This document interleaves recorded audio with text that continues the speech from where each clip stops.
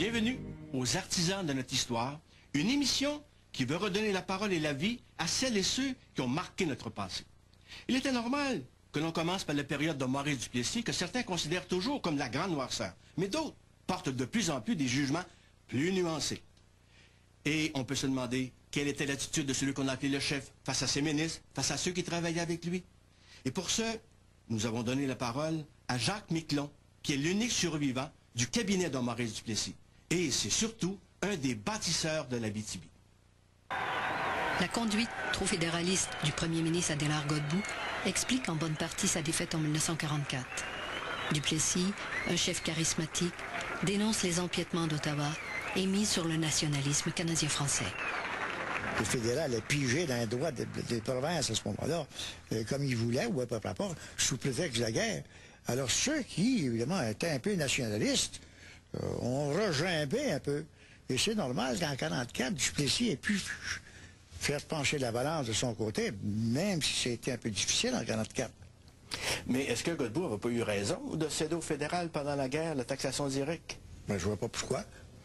Mais le fédéral a besoin d'argent. Oui, il a besoin d'argent, mais c'est pas une raison. Hein. On peut avoir besoin d'argent sans céder. À ce moment-là, c'était prêté, c'était pas cédé. Mais Dieu sait c'est jamais revenu, par exemple. Duplessis, c'est dit, après avoir pris le pouvoir en 1948, ben, je suis l'homme, je suis lui, moi, qui peut donner quelque chose à la province du Québec qu'elle n'a pas.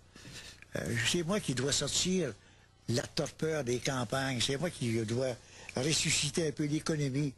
Et pour ça, il faut que je prenne des moyens légitimes. J'inclus, quand on parle des moyens légitimes, j'inclus la caisse électorale, j'inclus le partenariat. Il n'a toujours voulu, puis il en aura toujours. Duplessis s'est servi ça, il s'est servi du drapeau, il s'est servi de son attitude autonomiste, et je pense que le Québec a bien répondu. Depuis plusieurs années, le Parti libéral dirige le Canada. Duplessis, avec son autonomie provinciale, apparaît comme un obstacle à la bonne marche fédérale. On l'attaque de partout, car on n'accepte pas que le Québec ne soit pas une province comme les autres. Passe son temps à dénigrer la province. Passe son temps à déprécier la race pour tâcher d'atteindre l'Union nationale et en particulier celui qui vous parle. Je vous le dis en toute franchise, que mes adversaires me décrient, qui me dénigrent, qui m'insultent, ça ne fait rien, mais pas la province et pas la race.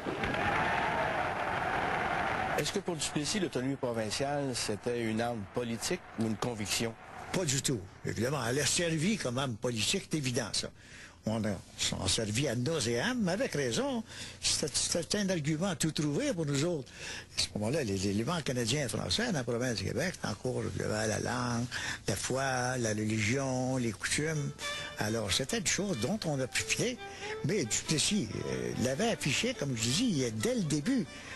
C'est vrai, quand il est arrivé au Conseil des ministres en 1953, je pense, avec cette nouvelle-là, l'impôt provincial, il y a eu toute une réaction des députés. Hein. C'est dit, monsieur le Premier ministre, deux impôts pour les Québécois. Vous ne pensez pas que c'est un peu dur? C'est ce moment-là, il nous a dit, ben inquiétez-vous pas. Je suis sûr qu'Ottawa va reculer. Il a eu raison, évidemment. Mais je trouve que c'est le plus beau geste autonomiste. C'est un geste historique, l'impôt provincial. C'est là que Duplessis a réellement montré que quand il parlait d'autonomie, il était sérieux. Et d'ailleurs, il y a eu à ce moment-là le sage qui a fait toute une tempête à Ottawa contre ça. Le sage d'Ottawa à ce moment-là. Et vous avez la Palme qui, avant de voter contre l'impôt provincial en 1953, quand le bill est passé, en 1953-1954, a voté contre, évidemment, mais c'était assuré qu'Ottawa ne reculera pas.